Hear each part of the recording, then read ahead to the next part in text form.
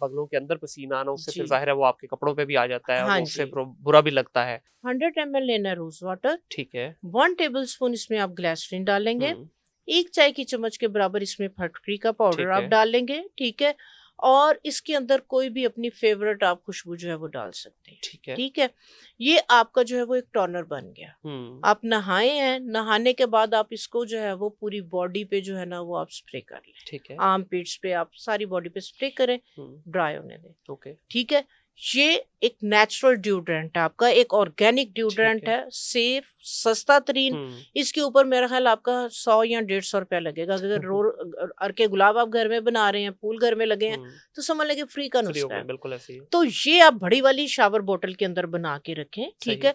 इसको आप जो है वो अपनी फुल बॉडी पे जो है वो स्प्रे करें, हुँ, यहाँ तक कि जिन लोगों का स्कैल्प गर्मियों में बहुत ऑयली हो जाता है, जी, ठीक है? तो ये स्कैल्प के लिए भी बेहतरीन है। अच्छा। नहाने के बाद आप इसको जो है वो अपने हुँ, स्कैल्प के ऊपर जो है वो मांग निकालें, स्प्रे करके सही। अपनी फिंगर्स के साथ मसाज कर लें, सेफ है। हुँ, ये आपके स्कैल्प पे भी ऑयल को कंट्रोल करेगा, डैंड्रफ नहीं होने देगा और फुल बॉडी के लिए ये बेहतरीन आपका जो है वो एक डिओड्रेंट है।